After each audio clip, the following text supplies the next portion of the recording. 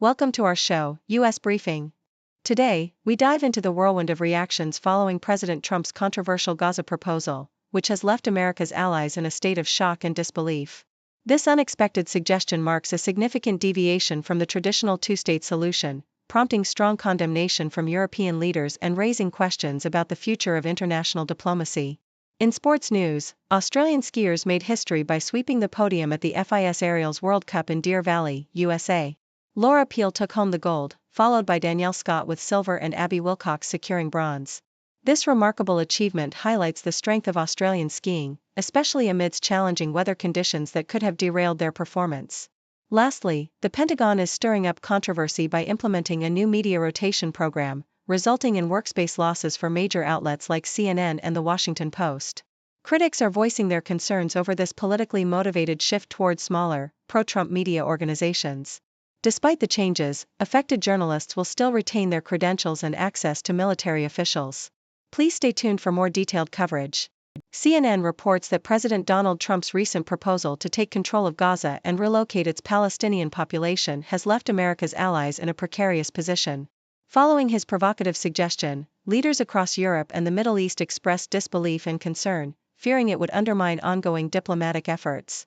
Countries like France and Germany swiftly condemned the idea, citing violations of international law, while others, like the UK, treaded carefully, trying to maintain a positive relationship with Trump. This situation has prompted a reckoning among allies about how to engage with a U.S. administration that appears increasingly self-absorbed and disruptive, potentially isolating America on the global stage. Nikkei Asia highlights Trump's executive order to cut funding to South Africa, a move attributed to the country's land policy and its genocide case against Israel at the International Court of Justice. The U.S. has historically provided significant financial assistance to South Africa, but Trump's administration is prioritizing the resettlement of white farmers, claiming that land confiscation is occurring. South African President Cyril Ramaphosa has defended the government's land reform efforts aimed at addressing historical injustices, asserting that the policy does not involve confiscation. The tensions surrounding land ownership in South Africa, rooted in colonial and apartheid legacies, continue to be a politically charged issue. In a triumphant moment for Australian skiing, the Australian Broadcasting Corporation reports that athletes Laura Peel, Danielle Scott, and Abbey Willcox achieved a historic clean sweep of the podium at the FIS Aerials World Cup in Deer Valley, USA. Competing in challenging snowy conditions, the trio secured gold, silver, and bronze, marking the first time in history that Australian skiers have dominated an aerials event at this level. Despite the weather's impact on practice sessions, the Australians excelled, with Peel extending her lead in the World Cup standings. The event showcased not only their skill but also the strength of Australian aerial skiing, as another competitor, Airlie Frigo, finished just off the podium in fourth place.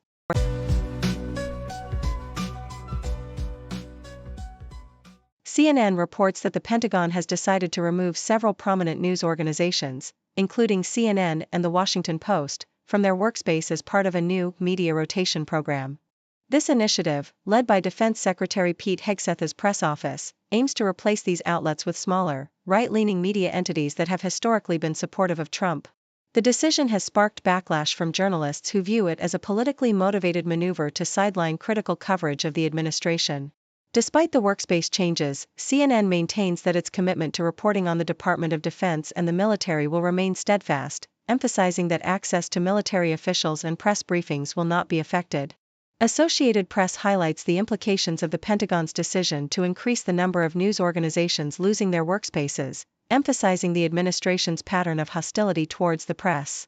The memo from Pentagon officials indicates that outlets like Newsmax and The Washington Examiner will take over the spaces vacated by CNN and others.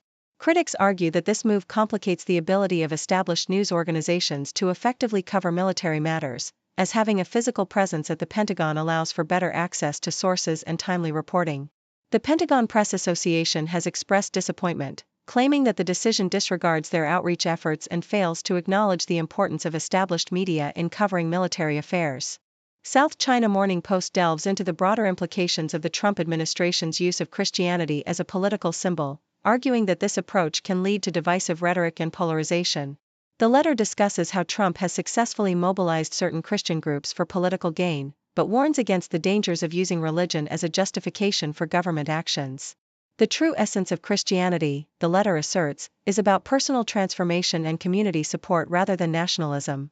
It calls for a rejection of any movement that seeks to weaponize belief, emphasizing that the teachings of Christ advocate for self-sacrifice and care for marginalized communities, contrasting sharply with the political symbolism that has emerged under Trump's leadership.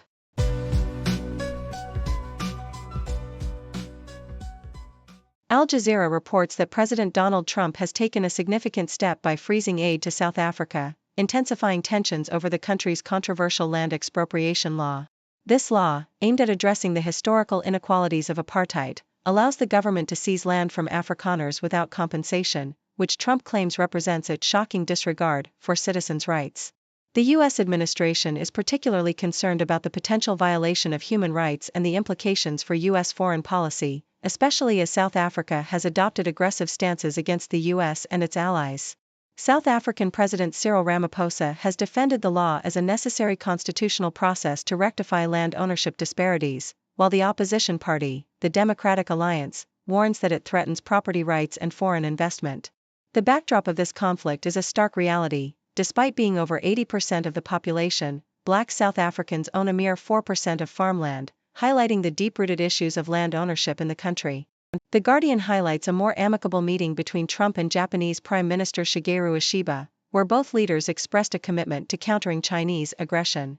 In their discussions, Trump praised Ishiba and emphasized the need to reduce the trade deficit between the U.S. and Japan to zero, warning of potential tariffs if this goal is not met. Ishiba, eager to establish a strong rapport with Trump akin to that of former Prime Minister Shinzo Abe, found the U.S. president to be sincere and powerful in person.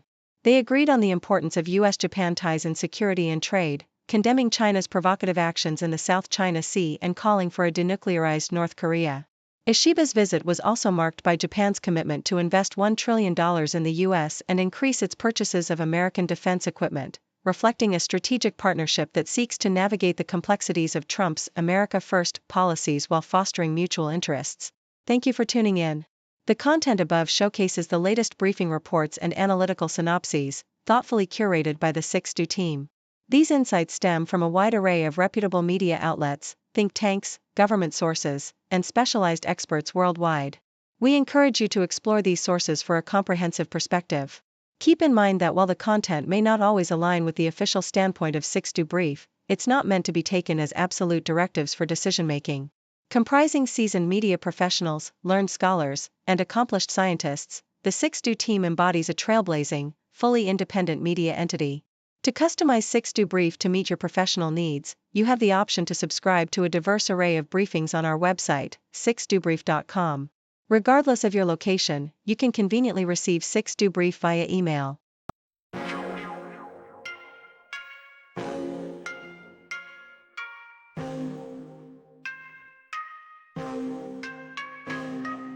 News breaks, buzz the ground, stories spin, walls come down, voices merge in the sound, faces mix in the crowd, broadcasters paint the scene, world events on our screen, every link a different theme, words collide in the stream, 6 degrees connect the dots,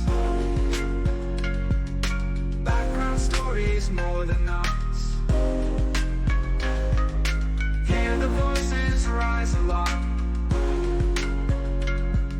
truth unveils in every spot, cultures clash across the globe, spin the threads in a strobe, every story wears a robe, truth and lies in their code, journalists dig real deep, secrets out, they don't sleep, every angle they will keep. In the news we take a leap, new perspectives day by day, hidden truths come to play, in the background shades of gray, every story finds its way.